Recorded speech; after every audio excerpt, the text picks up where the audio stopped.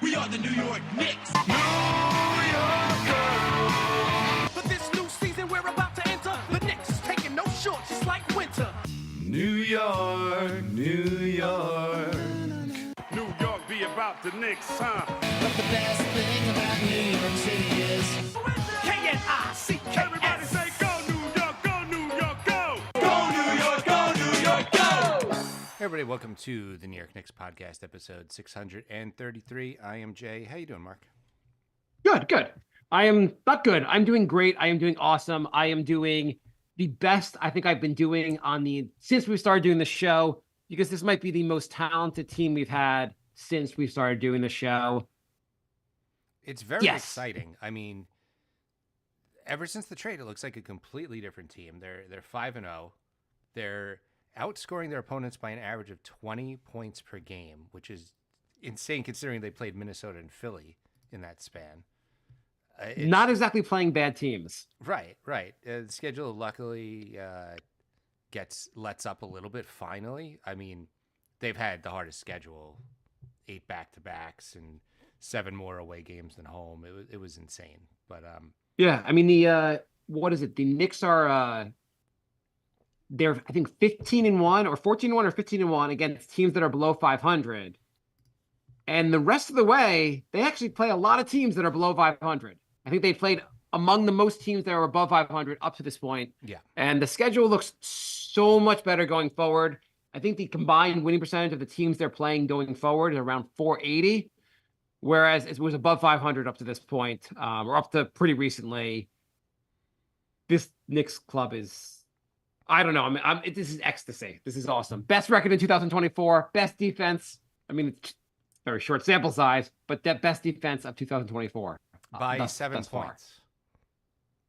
By 7 points, not a small point. Their defensive rating is 7 points better in January than second place, which is the same difference between second and 13th. That's something.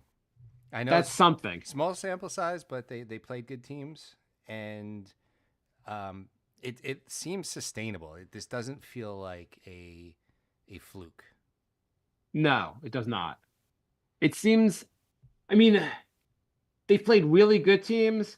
I have to say, so last night, where we are, basically, the Knicks just beat Portland last night. Does Portland have a professional basketball team? I mean, literally, yes, but only in the loosest definition. They did not seem like a professional basketball team. Of all the victories, I guess it just seemed like the most of like, this is a sure thing from moment one. It looked like the Knicks were kind of playing with their food, so to speak. There looked like at no point after 5 minutes of the game, Portland had a shot of winning the game. No, I didn't do research on this, but I think it was the first time in Tibbs's career that he didn't put the starters back in the entire fourth quarter. Yeah, even Tibbs was like, this is kind of over to start the fourth quarter. He let the bench play from 3 minutes left in the third through the fourth, and halfway through the fourth, he's like, let's go deeper into the bench. Bring out the Ryans and the Malakis and... Malachi still didn't go on until pretty late in the game, and I was like... 3 minutes left, yeah. I was like, can Malachi cook for 6 or 7 minutes? Why the hell not? I want to see what Malachi has. This is the evil Dante game. But still, it was interesting to see Tibbs like not put in his starters for like at least the first 6 minutes. Yeah, and for those that basically have not seen this, there's a picture of, well, Dante and Malachi. Malachi Flynn kind of looks like evil Dante. You have to look at the pictures of them. It's weird when you see the picture of the two players. Yeah, somebody put them and then below it Luigi and Waluigi, and I thought that was perfect. Yeah, and it kind of fits. Yeah.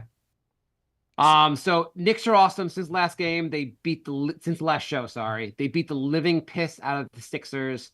They beat the crap out of the Wizards and obviously beat Portland. So things that can concern us. Mm-hmm. Actually, before we even get to key things that concern us, can we talk about like some latest news in Knicks world? Yeah, I just want to add that they've been doing this and they've absorbed bad games from Brunson and Randall. So like that's why I think this is sustainable. Like those guys haven't even been like playing out of their mind during this crazy winning streak. Right. Like everyone else is kind of playing out of their mind, but not even out of their like. Is anyone playing so? Is anyone playing at such a level where you're like, this seems unsustainable? No, like if you look at RJ in Toronto, he went 10 for 13 and he's hitting everything from threes to layups. Everything he did not hit in New York. And that to me, maybe I'm wrong, but that to me is not sustainable.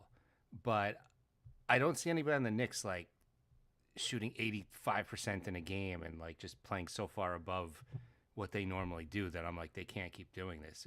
Maybe you can make an argument for McBride, but maybe McBride has arrived. Yeah, I mean the argument for McBride, which Tibbs had made. So I kind of, when I'm thinking about the trade, and by the way, it's working out well for Toronto so far. Yeah. I hope IQ flourishes. I mean, if the I hope refs didn't give them a big screw job last night, they would have been 4-1 since the trade. Yeah, and they're playing well. And RJ the last two games actually has been great. Hopefully it's sustainable. Hopefully RJ has found his more consistent self. I think we're all happy with the trade. Yeah. But one of the things I was thinking about is when the Knicks did the calculus of making this trade, they looked at it and they said, well, OG is an improvement over RJ in terms of fit here. He can defend all the positions. He may not be as maybe as good a volume scorer as RJ or creating his own offense, but he'll fit in better and so forth. But the other thing I think is they said McBride, he's not going to replace IQ as in all his minutes or all his scoring, but I think they thought McBride was ready to take over a greater role and actually take like, I think part of the calculation was that like McBride's going to not, maybe McBride could be 50% of IQ and then have the rest of IQ scorings be taken up by like or more Dante, more Grimes. But I think part of the calculation was McBride is ready for a stepped up role. And the thinking, I mean, like what Tibbs has said or what the organization has said is like, or I guess Tibbs has said before, is that McBride looks awesome in practice. We know he looks awesome in the G League. It just hadn't translated yet on the court. He's finally hitting shots. Yeah, I mean, every time he went to the G League, he would hit like crazy amount of shots. You knew his shot wasn't like fundamentally broken. Right. And so you figured it would start hitting at some point, and it finally did. It took longer than we thought, but perfect timing. Perfect timing. Yeah. Some guys need confidence. Yeah, I mean, it's hard. He knows he's playing, prior to this year, like 5 minutes a game. And if he misses a shot, that's probably it for him for the night. So it's probably more nerve-wracking than knowing he could take 10 shots and miss 8 of them and still get playing time. Right. And I guess once you start hitting shots, you feel better about it. I still feel his minutes have been a little bit limited by Tibbs, who is really just his safety blankets of making sure RJ and Brunson and Randall on the court. Like, I do think he's playing those guys a little bit too many minutes lately with them and Ihart. I'm still concerned about their level of minutes. But hopefully, basically McBride proves himself enough that Tibbs feels comfortable playing in 15 minutes a night. That would be really a huge step. Yeah. 15 minutes a night is 33 for Brunson, which is perfect. Right. And hopefully Precious can also play 15 minutes because I am worried about Ihart breaking because Ihart is playing, I think they said like in the first 270 games of his career, he had played over 30 minutes. I forget I forget the exact number. It was like 7, I think. 7, 8, not times. And they said in the last 13 games, he had played over 30 minutes 12 times. Yeah. So it's a big step up. It's a big step up, obviously, because Mitch is injured. So I don't know if you saw, the Knicks got denied the disabled player exception for Mitch. I saw that because Mitch may not be disabled. They're saying they're going to reevaluate him in February. There's a chance he is going to be back close to playoff time. Right. And if that's the case, that's a game changer right there. Yes. I'm at the point where I just want them to get another backup center until hopefully Mitch comes back, and if not, for the playoff run. I'm not blown away by these like star trade rumors right now. No, I am. But by the way, the latest guy who's available, Bismack Biyombo, was just released. And Do you it think? also came out that the Knicks are interested in AJ Griffin for some reason, which, Oh, from the Hawks? yeah, he fell out of the terrible, terrible Hawks rotation. He couldn't crack that. And the Knicks are looking at him, which doesn't really make much sense to me. Oh, I mean, I'd like AJ Griffin going to the draft. Um, he's kind of a 3/4, I believe, and he can shoot some Yes. threes. Yeah. More of a three, but like To me, it just seems that position's set. I don't think well, I guess yeah, I feel like that's kind of set. I feel like you have like you have OG and you have Hart. yeah, Hart seems to be playing backup three, and that seems like it's working really well right now. Yeah.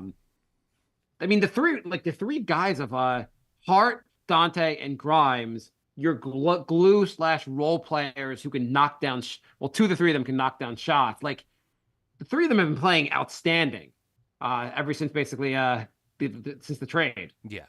Yeah. They've been playing really good. Dante's level has gone up a lot.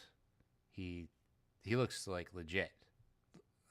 To the Yeah, point I where I'm don't. I like, kind of don't want Dante to leave the starting unit because he's hitting all these threes. What like do you want that? Like it seems like it fits in really well.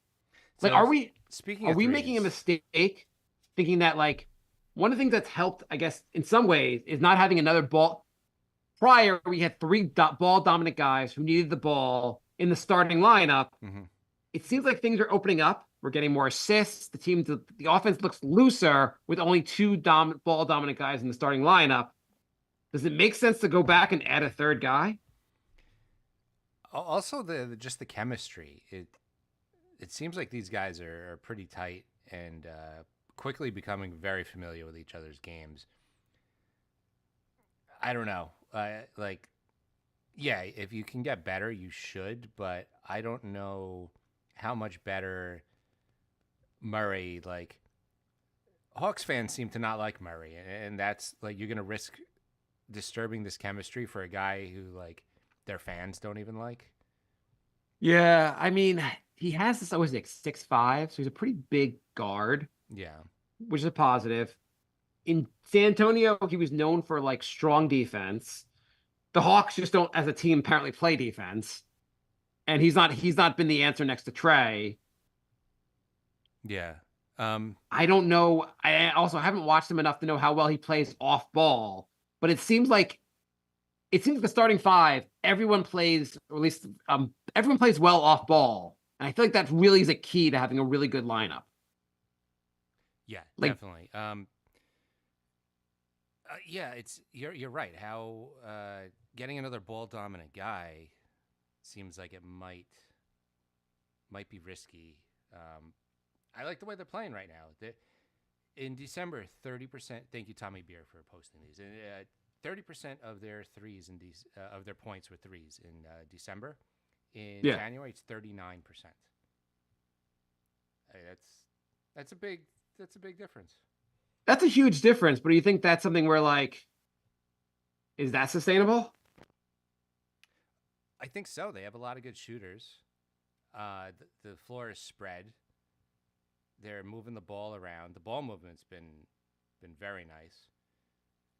I think it is. Jay Shady says, "How concerning was the 9-minute field goal drought against Portland?"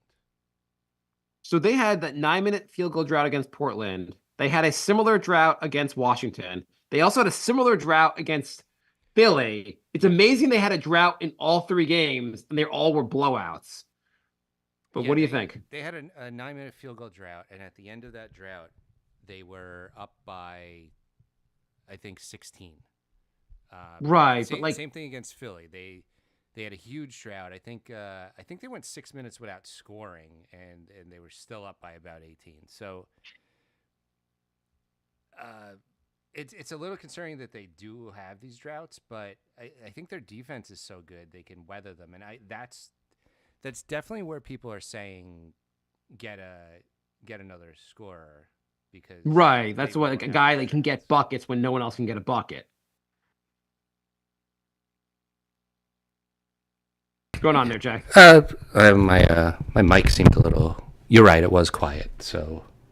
Oh my god. Yeah. Well, it's Now I can fixed. fucking hear you. I couldn't hear you the entire episode. Well, that's great. Now it's back to quiet, right? Back to being quiet. Holy shit. That's good. Oh my god. Okay. Well, I don't know why that's That- happening. Did that fuck up the recording? I mean, it was low, but it wasn't. I don't think it was unhearable. It was pretty unhearable on my end. Great. That's awesome. Do you want to check before we record the rest of the episode? Sure. Because it was really low on my end. Well, that's not good. Let me go back to the recording and see. Quickly becoming very familiar with each other's games. I mean, I hear it. He has this always like 6'5". Yeah, I mean, it's low, but it's you can hear it. Okay, no one's listening anyway. That's the spirit. Fuck, we gotta end this shit. All right, sorry about the audio issue. I was a little low, and now I'm not. I think if I talked over you, it's because I couldn't hear you. I didn't know if you were talking half the time. Oh, well, see, that just proves you never listen to what I'm saying, because you you couldn't hear me. You were just pretending. I didn't know what you were. I'm like, is Jay still talking? I kept like squeezing this against my ears because I couldn't fucking hear you. Well, I saw you doing that. That's why I was like, okay, there's got to be a problem. Yeah, normally this is much more normal. Like I was like, I can't fucking hear him. Great. I was like, am I going deaf? Well, we've only done 633 of these. Why should we get this podcasting thing down? I can't imagine why the show hasn't grown more than it has. Okay, we should cut none of that out. Just keep going with the show. One of life's big mysteries. Oh my god, holy shit! Keep this in. Don't cut anything out, Jay. Let's go to questions. If you're a long-time listener of the show, you know that I don't cut gold moments like these out. Don't cut this shit. Don't do editing. Anyway, Knicks look kind of. So the big news in Knicks world, Mitch might be back. Taj is no more. I don't forget if that happened before. I think that happened after the last episode. Taj has been cut. The Knicks have opened up a roster spot, which means they can take back a player or sign a player. They have flexibility with the roster. And what was the other thing? Oh, and it sounds like the Knicks may not be interested in making a big trade. According to Woj, where do we find this? According to where is this? I saw a Knicks account say, according to Shams, the Knicks are interested in making a big move. I did not see anywhere Shams say that. So I don't know if that's... Why does your microphone went back down again? Stop playing with it. This is great. Okay. Yeah, I did not see him actually say that anywhere. I couldn't find it either. Actually, I looked to see him when he said it, but maybe he said it on a show. But it kind of makes sense that you made a big move. The roster looks a ton different now. Why not just wait? I mean, at the very least, wait till February. But why not wait till the summer to see what happens before making your next move? I mean, you've had 5 straight 20-point blowouts, 2 of them against very good teams. I think you at least wait 2 or 3 weeks. You have a month until the trade deadline. You at least wait a couple weeks and see, like, do we really have something here? Because if we do, then why give up assets if we have something here? I think in-season prices are more expensive than off-season prices. If you're going to trade for Donovan Mitchell, his price will be worth less this summer when you have 1 year remaining on his deal. That's versus exactly what happened with OG. I mean, they were asking for 3 firsts, and then the Knicks didn't have to give up any firsts because they waited. Well, they gave up, according to some Knicks fans, they gave up 2 Hall of Famers, but depends on how you look at it. Yeah, that's depends who you talk to, how much the Knicks gave up. If you talk to some of those fans, at the end of the season, they may not call them. They may be excited about one of the 2 players. Yeah, we'll see. We'll see. I wish them nothing. I'm trying my best not to badmouth the 2 players that left because I really like them. One of them I just found more frustrating than the others than the other one. But, I mean, you could say their names. It's not like it's like no, they're like Voldemort. I can't say their names, Jack. Okay, fine. RJ's inconsistently drove me mad. I believe we had an episode losing our minds about him prior to the trade. Yeah. IQ is awesome, but very streaky, and sometimes dribble the air out of the ball.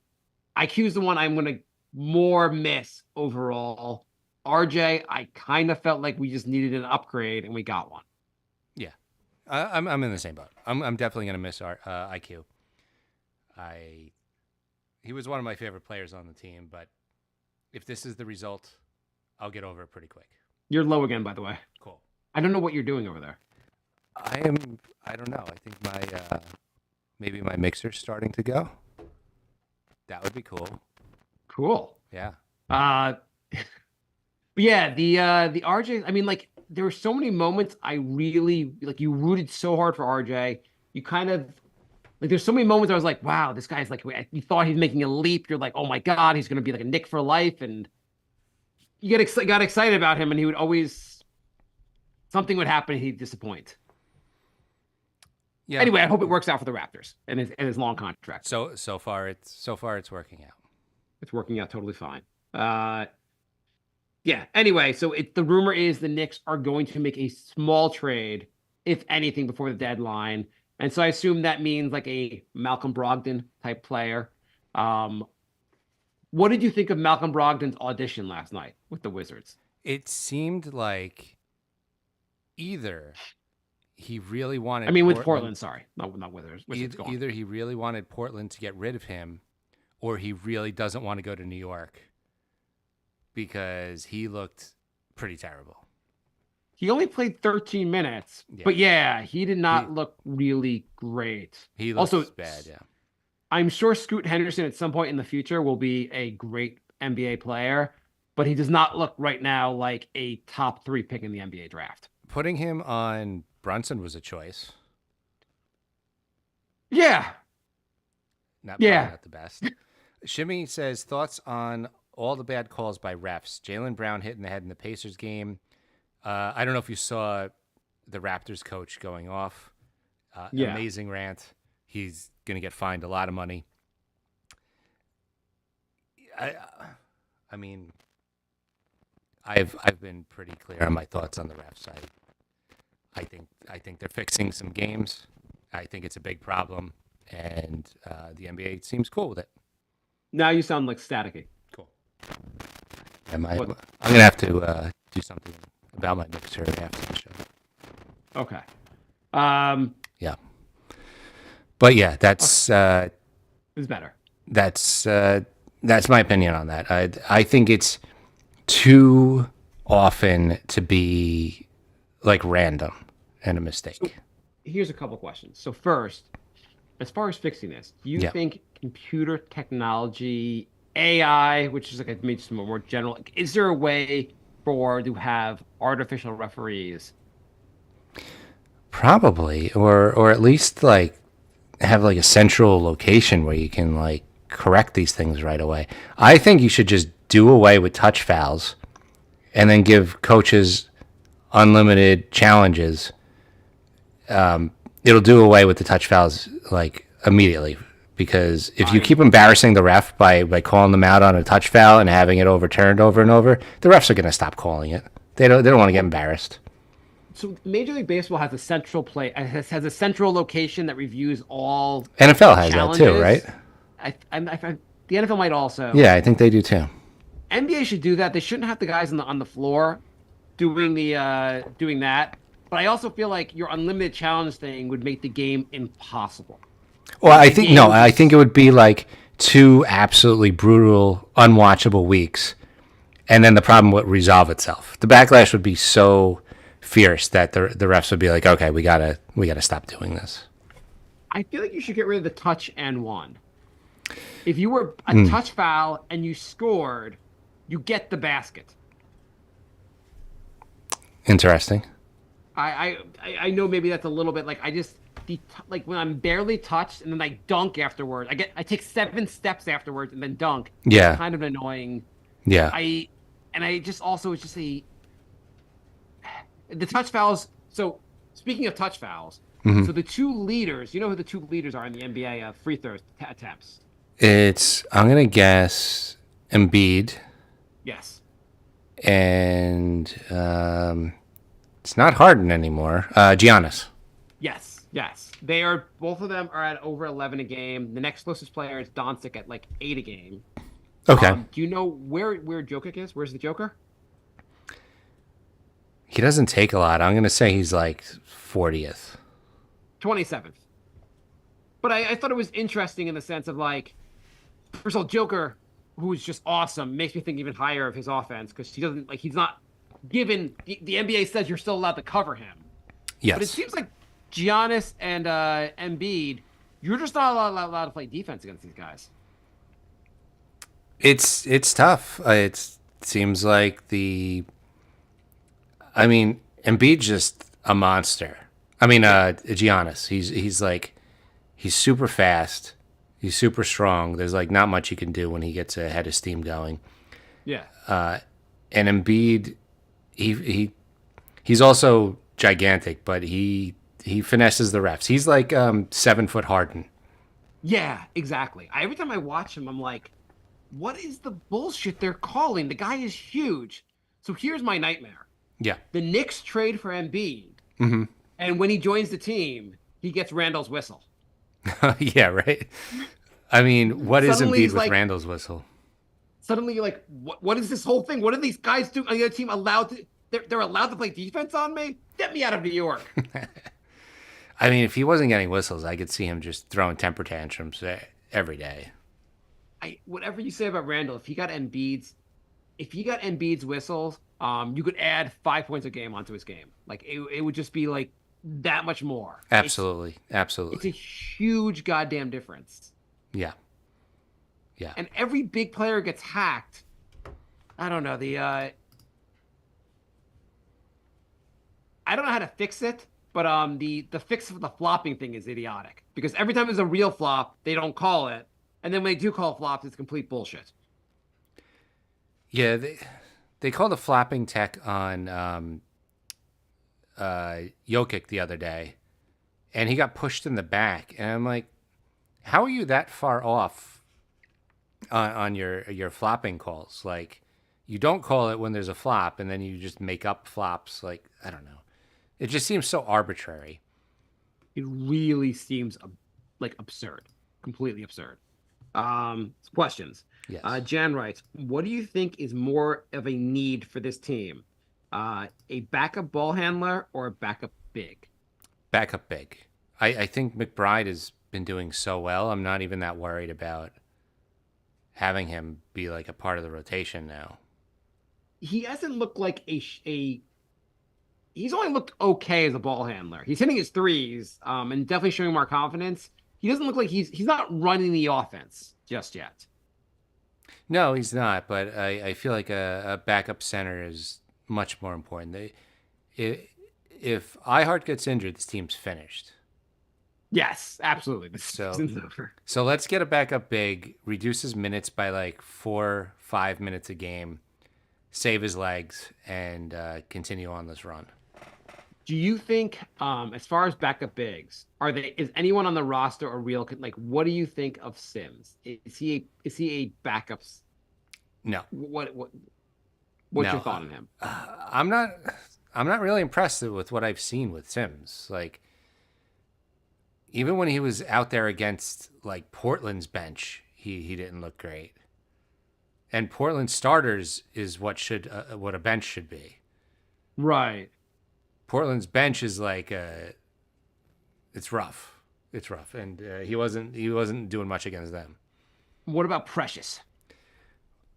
Precious has been decent. He's been better than I thought he would be.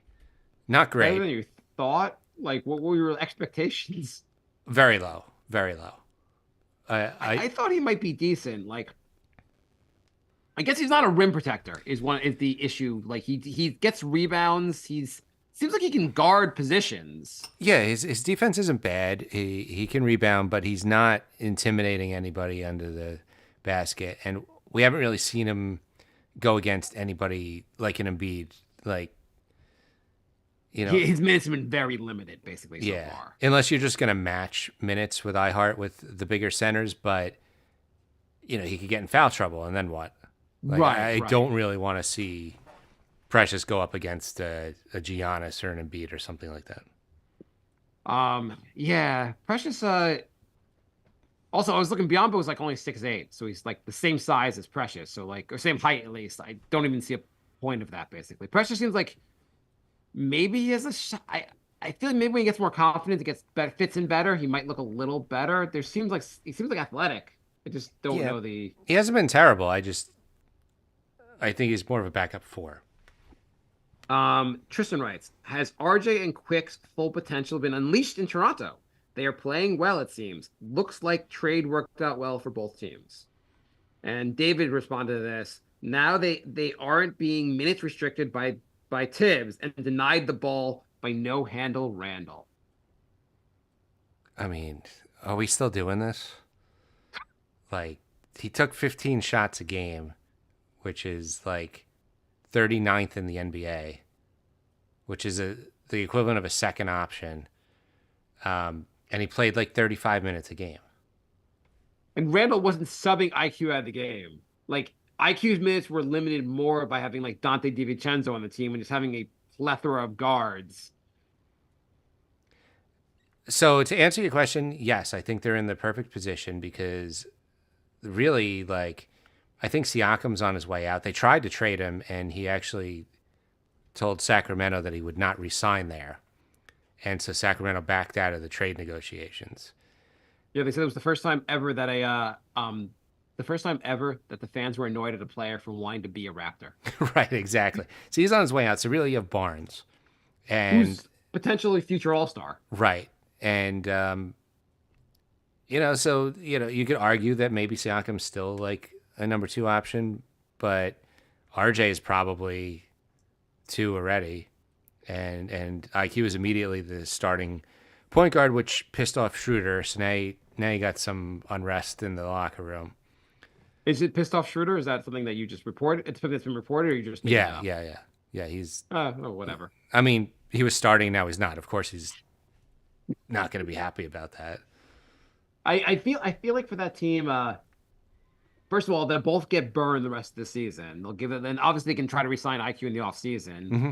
But it's a good situation. They had more forwards, they needed more guards. Knicks needed another forward. It balances out. IQ's ceiling was really limited in New York by the existence of Jalen Brunson. Yeah. Because IQ really needed to be the starting point guard. And as good as IQ's potential is, there are some Knicks crazy fans, but I think 90% of the fan base, 95% of the fan base would agree that Jalen Brunson is better than IQ. Yeah. So we already had that locked down. And RJ, maybe the best version of RJ will be better. Maybe we'll be upset, but who knows? But he was not being held back by Randall, which is just insane. He had more opportunity than most NBA players. Yeah. Based on his minutes, his shot attempts, like, he had plenty of opportunity. Justin writes, sign Hardestein long term. And also, got the same question on Twitter. What do the Knicks do with iHeart this offseason? Yes, sign him long term. Yes, he is a keeper. So, do you give him the same contract that Mitch has? And Yeah. then what does that mean? Basically, like, do you have to? Does that limit you at all? Having having 2 centers each making $16 million? No, I don't think. You have guys making like 50 and 60 million now. I think you can do that. Combined, it's still 30 million, which is like DeAndre Ayton money. Yeah, I think there's some issues with the cap in the sense of so Evan Fournier goes off the books this summer. Yeah.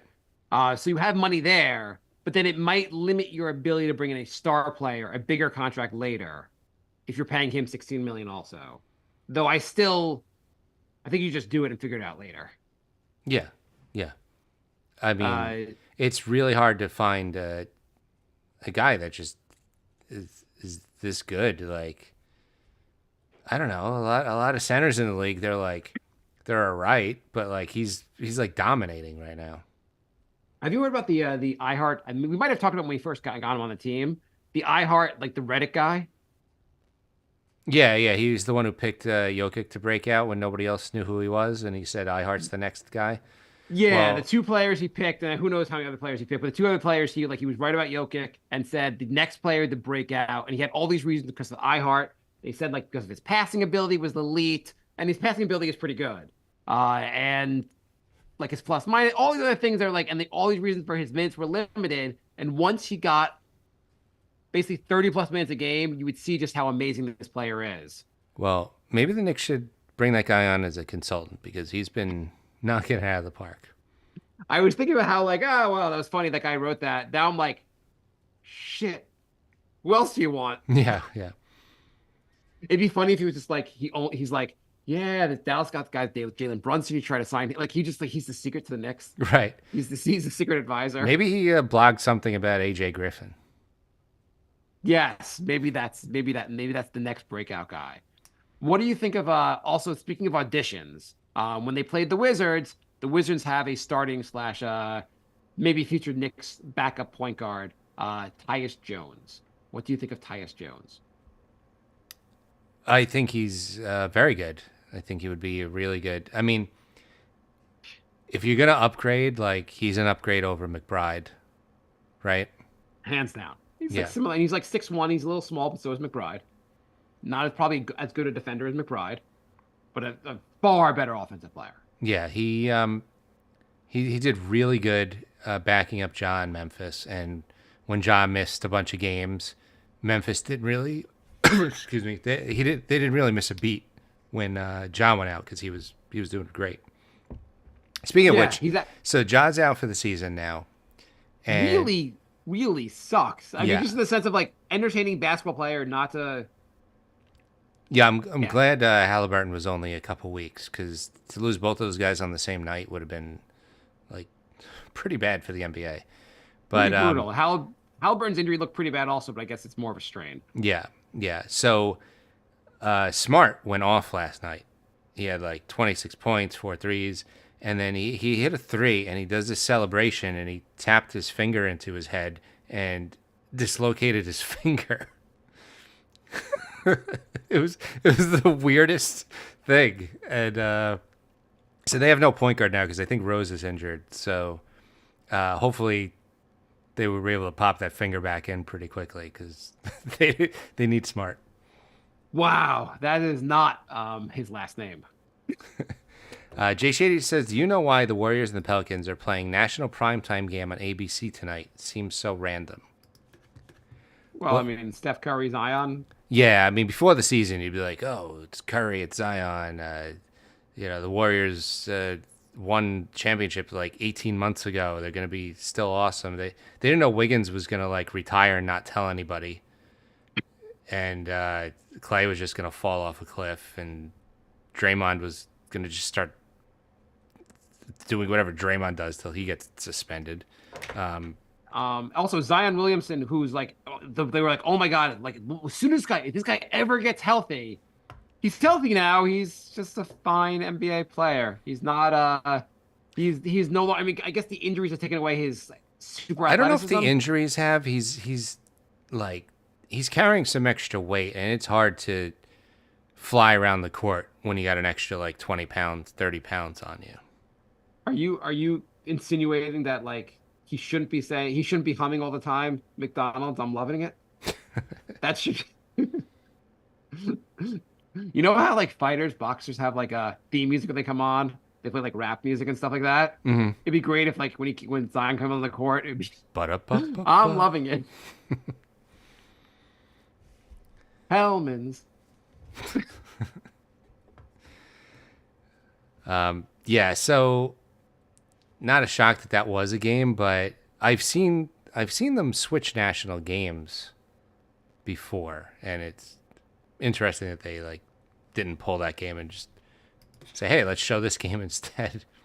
I don't know if are there any other big games tonight though that like would be worth switching it for? Well, I mean, from a basketball standpoint, Timberwolves Celtics is much more interesting, but I don't think the common fan is like, "Oh, cool, let's watch the Timberwolves." Right. I think Zion. I mean, when the Pistons are playing the Spurs in the toilet bowl tonight. Yeah. That's not exactly going to get.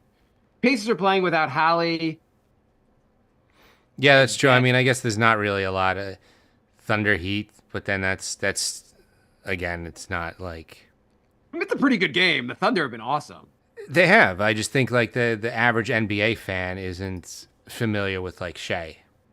I think Steph gets viewers. Yeah.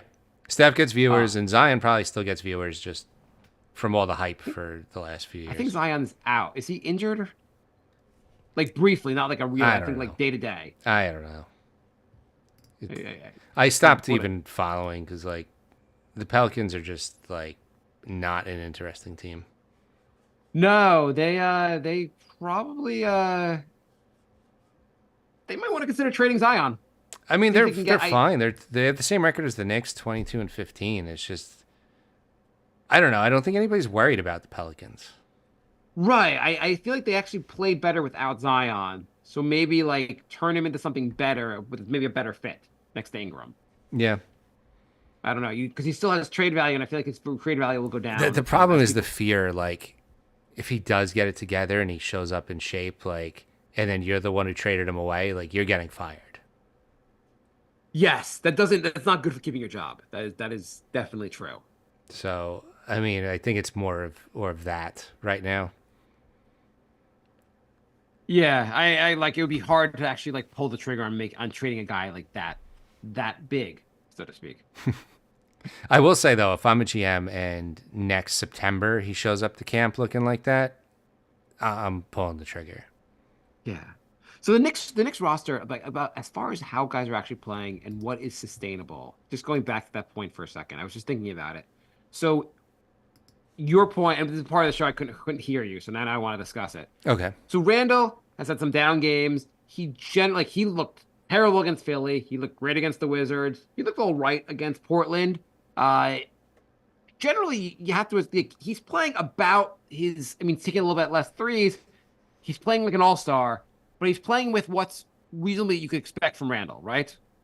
Totally reasonable in terms of his play or sustainability. Yeah. I mean, he's been great, but he hasn't been like flawless where you're like, yeah, he's not going to keep this up. Like you could argue his 3-point shooting could get even better. He can work on his turnovers a bit. I feel like he's getting a little better at penetrating and passing out, probably because he's got capable shooters everywhere now. And absolutely. His rebounding's still great, and his shot's been it was great for about a month, and it's been a little hit or miss the last few games. But overall, I mean, I don't see any reason why he can't keep up playing all-star level ball. Brunson, if anything, has been a little inconsistent as of late. Yeah. Had some big games. Like he wasn't that good against Portland. He's been good, but you still feel like Brunson could even take it up to another level. Yeah, the thing much about as, both of them is when their shots off, they're still getting rebounds and assists and doing other things. And Of course. that's also key. I will say Randall has looked like he's trying a lot more on defense since the trade. He looks. Yeah. I haven't seen the jogging up and down the court very often. He looks like he's really trying to shut his guy down. It's like he doesn't want to get shown up by OG, and he's like stepped up his defense a lot. To paraphrase something that Brunson said when he was asked about it, like he just said the two of them are perfectionists, basically, always looking to like basically improve their game, and that's made it really great to play together because they're both like challenging each other to get better. Yeah. OG, his defenses look really good, but it's not like when you watch him, it's not like he's just like defender jumping around the court everywhere and like making amazing plays. He just seems like a solid defender who's smart, that knows where to be on defense, and a big body. He's always in the right position. Like when you watch him, you don't feel like you're watching this all-time great defender. And not that he is an all-time great defender, it just seems like the guy is always in the right position. I don't know. He's looked pretty awesome to me. I think he's looked awesome, but I don't think he's looked like. I feel like he just always looks like he's in the right position, like a very smart defender. Yeah. But and his scoring, the Portland game was the first game he scored over 20 points. So like again, looks very sustainable in terms of the team. Yeah, absolutely. And he's always been a good guy from the corner three. He's going to get plenty of opportunities there. So yeah. Devo, Devo's among the top 10 in 3-point shooting. I think maybe top 5 in 3-point shooting percentage. He was a good 3-point shooter last year. He's always been a good 3-point shooter. And he's wide open for all these threes. Yeah. Looks pretty sustainable. Grimes was good last year. He had a bad start to the season, but he's looking a lot better lately. I think Grimes Josh can get Hart, better. I was saying Josh Hart still doesn't shoot. So like, There was a couple possessions in Portland where they overpassed so much it was almost comical. I mean, I appreciate the ball movement and the lack of selfishness, but somebody's got to shoot the ball at some point. you know who's going to be really embarrassed? Josh Hart is going to be really embarrassed when he finds out you're allowed to under NBA rules, you're allowed to get a rebound and go back up and try to score after that. You don't have to pass the ball immediately. I don't know. My point was just going through this, like, everyone seems to be playing not crazy. I mean, McBride's playing a little better, but he has more minutes. He's getting some confidence. Ihart's been playing awesome. But he was playing awesome in 20 minutes tonight. Like, there's nothing not crazy for him to like play this well in like an expanded role. So your point is this is completely sustainable. My point is the Knicks are never losing a game in the rest of my life. I mean, I do think they are. It's not like a situation where you're like, wow, these guys are playing way over their head. Yeah, that was my 20 minutes of talking about that. Yes. You got there. It should be by the way, I did not realize I'm looking at the box score from the Portland game. Precious was 1 for 9. Wow, I didn't realize that. That's really big. Yeah, I know he was 1 for 5 at some point. I guess he missed those other 4 in like super garbage time. It seemed like he was missing shots, but I just I did not realize he was just missing everything. Mm-hmm. I also don't know why he's shooting threes. Though he hit 1 3 against Philly, which when he hit the 3 against Philly, I was like, I guess no one's missing tonight. Right. It was the opposite of what was happening in the Knicks earlier in the season. Yeah. It is crazy. Not to knock RJ, but how much of this defense being so much better lately is because OG is here, and how much are they so much better just because RJ's not? Well, it's both. And he was not playing very good defense this season, and then you replace him with one of the league's best defenders. So it's a huge upgrade. A huge difference, obviously. Yeah. I don't think I think we realize just how. Yeah, whatever. But I mean, playing awesome. Randall's intensity on defense made a huge difference too. Iheart really stepping into the role. Also, he's gotten better on defense. Mm-hmm. Switching Devo. Well, Devo grind like. I don't know, something about right now the team is just locked in defensively, Mm-hmm. which is like amazing. Yeah, I mean, I know Grimes is supposed to be the defensive lockdown guy, but Dante's been incredible. Yeah, I mean Grimes still might be the better defense. But the nice thing now, I guess, also is you stick OG on the hardest guy, so you you move Dante or OG over to the second hardest guy, which is a big difference. Yeah. Somebody tweeted last night, imagine being down by 36 and Knicks unload the bench, then you have to go against Grimes and McBride and Hart, and it's like you still have all these like crazy defenders. Like that just sucks. Yeah, they really built a roster around, like, as much as people critique Tibbs, and then people are like, why would you get a player around what Tibbs want? Like, I don't know why people would say that. Why would you build your team to what your coach wants? Like you're gonna have the coach. You should build a team around what the coach is like. What he It's looks a weird for in the logic. team. Like let's punish Tibbs by getting him guys like Fortier and Kemba who can't play defense. Yeah, we saw how that worked. They've really built a team that's so perfect for like the Tibbs style. Yeah. Like, got me rim protectors, got me a 3 who can guard every position, got me everyone cares about defense. Like It's like 90s Knicks plus 3-point shooting. yeah. How do you think this team stacks up to the 54 win team? I guess the best team in the last 20 years. Well, Brunson's clearly better than Felton. How dare you knock thin/fat Felton? Who would Dante be up against? Wilson Chandler? J.R. Smith. I would take Dante. Definitely Dante on the weekends. Maybe J.R. Smith on a Tuesday or a Wednesday.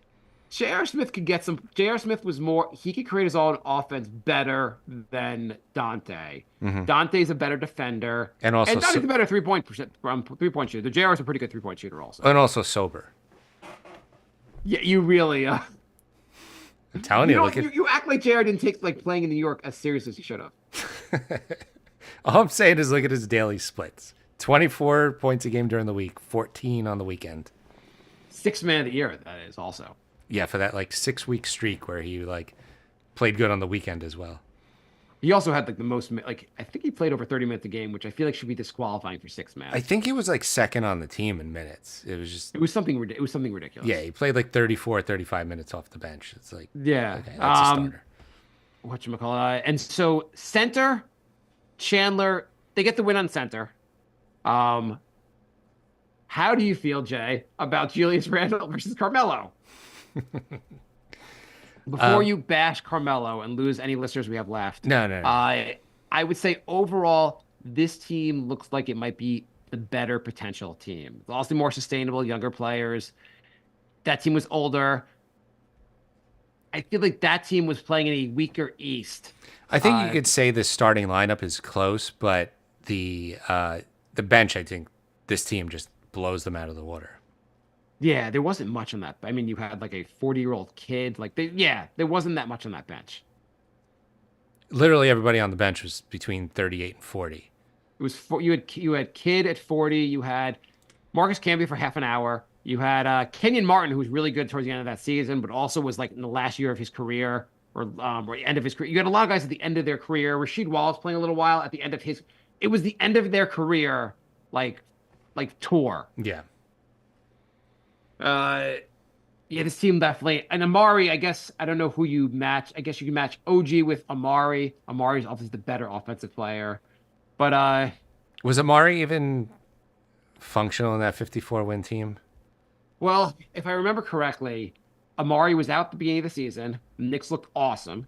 Amari came back. The Knicks were 500 for like 40 games that he played, or 60 games, whatever number of games he played. Then he got injured, and the Knicks won a tear once he was injured. Yeah. So I'm going to And give then that unfortunately, to OG. Amari came back for the playoffs because the team just they never worked as well as they just were better with him off the court. I mean, really, it would be Melo, OG, and Amari Randall. Okay. I'm giving Randall obviously over Amari. Melo's Melo over OG, but like I don't know how well Melo would do with OG covering him. It'd be tough. He's a very, very good defender. Who just like I've noticed OG's gotten some foul trouble since he's been here, which concerns me a little bit. Most of them have been kind of like touched kind of fouls, but he has been gotten some fouls. So upcoming schedule, Mateo just said no Luka tomorrow in Dallas. No Luka. He doesn't want to get shown up by Brunson, so he's ducking him. Faking an I was ankle like, this is gonna be a sprain. really interesting game. Especially, I was like, oh, OG will match up against Luka. How's this gonna go? This is the first time they're playing Dallas. I guess this is the first time they're going to Dallas since Brunson joined the Knicks. Yeah. That can't be right. No, they had to play one other. I think wasn't Brunson injured, and that was when Luka hit that last second shot, Maybe that's. or was that a home game? I don't know. No, I don't remember exactly. I don't remember, but there was something about this was the first time they were playing. Yeah, one of them was out. First matchup Yeah. against the Mavericks since they tanked away last season to keep their draft pick, and first matchup since Mark Cuban blamed Rick Brunson for sabotaging their free agency negotiations. So on the positive side for Mark Cuban, who I like, he got a championship for Dallas. Yeah. On the negative side, he let Steve Nash and Jalen Brunson go. Steve Nash before he became Hall of Famer on the Phoenix, and Jalen Brunson before he became I guess we'll fill in the blank on the Knicks. Well, I mean, he also won a championship and then let Marion and Tyson Chandler and Kidd go, which was Right, he let the team go. That right was a after they won the choice. shit. That was a choice. Yeah, I'm just saying he's made some, just the Steve Nash and I think Jalen Brunson. They're gonna really regret that over the years. Yeah. Two huge guys to like. I mean, Steve Nash obviously is another level than Jalen Brunson, as of now. Yeah. Anyway, we got Dallas. Then they got Memphis on Saturday night. Memphis is so Dallas without Luca. Memphis is without Ja. And then Monday they got Orlando. Orlando, I guess they're healthy. And Houston This is on like Wednesday. a bizarro early part of the season where guys would be injured and come back against the Knicks. This is really like it's Dallas, Memphis, Orlando, Houston, and Washington. That's a real. We should go 4-1. 5-0. 5-0. Sorry, I don't even know why I said 4-1. I mean, you got to start beating the good teams, and this is the chance to push Orlando further down the standings. So, I mean, like Dallas, like if Luka's not there, you should win. yeah. Memphis was garbage before Ja came back. Orlando, beatable. Houston, beatable, very beatable. And Washington, I'm not sure they have a professional. Orlando, basketball no team. Cade. Orlando, no what? Cade. Cade? Yeah. Yeah, he's out. Who's out? Cade Cunningham. Like their second best player You mean on the Pistons? on Orlando. Oh no. Oh yeah. Sorry. Never mind. I'm mixing teams up. You know, I don't know if you know this, Orlando. The Magic are the Shaq is out for the game. So is Dwight Howard. Anthony Hardaway also is out for that game. So the Knicks are really they have the advantage in Orlando. So right now, they have injured Gary Harris, Franz Wagner, Cole Anthony, Joe Ingles, Jonathan Isaac, and Wendell Carter are all out. Why did they list Jonathan Isaac out as being injured? Should they only list him when he's active? Like, yeah. Shocking news, Jonathan Isaac is going to be healthy this game. He hasn't played in like 2 years, right? He played briefly, but he's, I guess, back to being injured. Okay. Yeah. So he's on the Ben Simmons schedule, who said he's coming back very soon. He said his back is better and he will be on the court soon. Okay. Well, Nets fans, that's a huge positive for you guys. Everything's turning around. You're getting your superstar back. Mikal Bridges, if you're listening, and I know you are, of course, ask for a trade now. Do you think Devin Booker is the guy we should be targeting? In the sense of, here's my thoughts. Yeah. If you're going to make a major trade and give all your assets, I don't know if like Donovan Mitchell, if Murray, if they get you there. Embiid is really good, but he also gets a lot of foul calls and bullshit calls. The guy that would put this team to the next level would be Devin Booker. Phoenix is like 19-18. Kevin, Durant is going to ask out soon. You know that's going to happen soon. The team is falling apart. Booker should beat him to the punch. Tell him, I want to go to New York. I want to accomplish what Kevin Durant could not in New York and win a goddamn title in New York. Make it happen, Booker. He's CAA also. If he can win a championship in New York and break the Kardashian curse at the same time, I mean, make him president. make the impossible possible. Do it. Do you know how many people have the Kardashian curse and have not been able to beat it? I mean, I've heard it almost killed some players.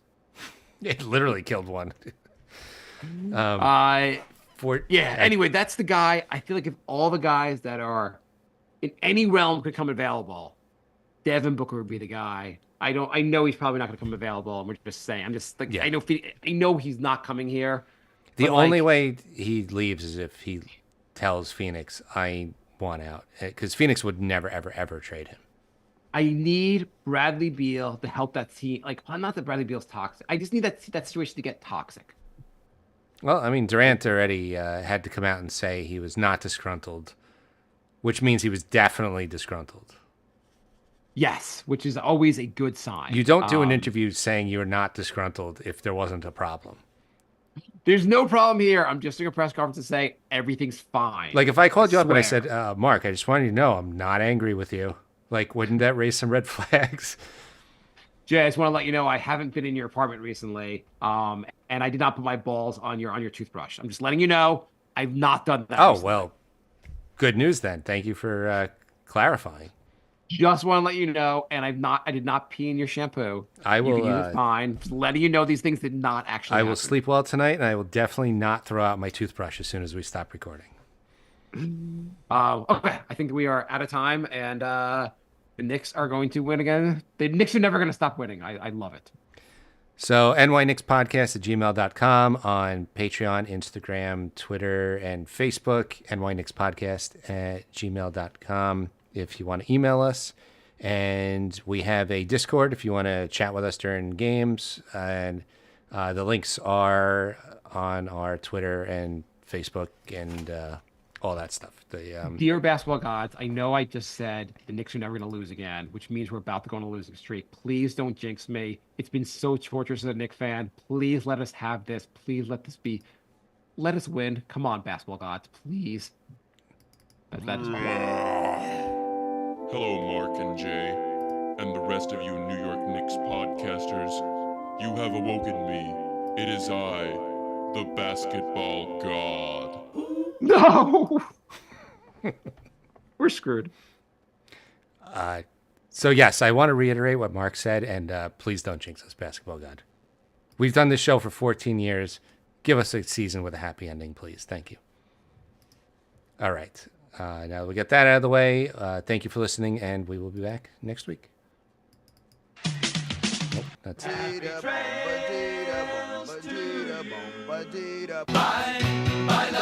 Goodbye, everybody.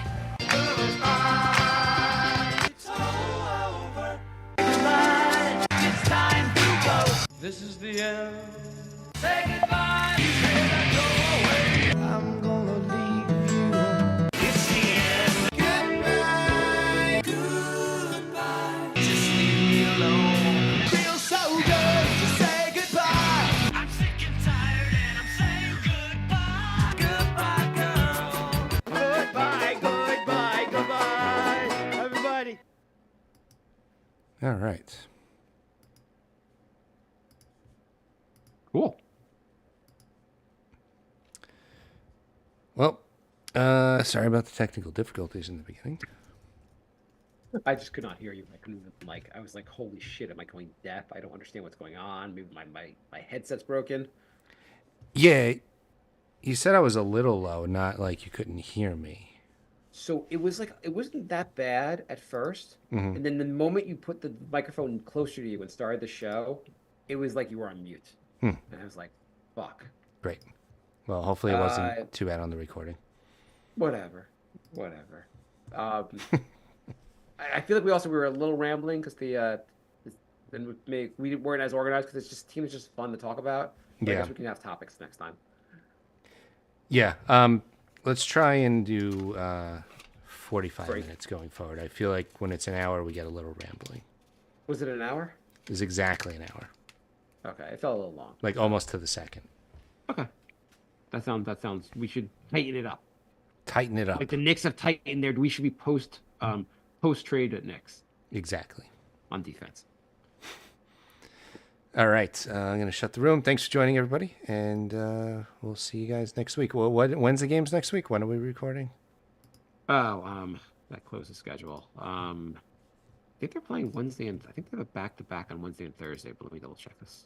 The 9th back-to-back of the season. This is insane. It's only going to be like week 11. They're going to have 9 backs-to-backs. Okay, I'll look at the schedule. Hang on. They play. Yeah, Monday, Wednesday, Thursday, and you can't do Tuesdays, right? Sweet. That's awesome. They play 3:00 on Monday. It's MLK. We can do a Monday night show. Oh, okay, right. Okay, we'll see you guys on Monday.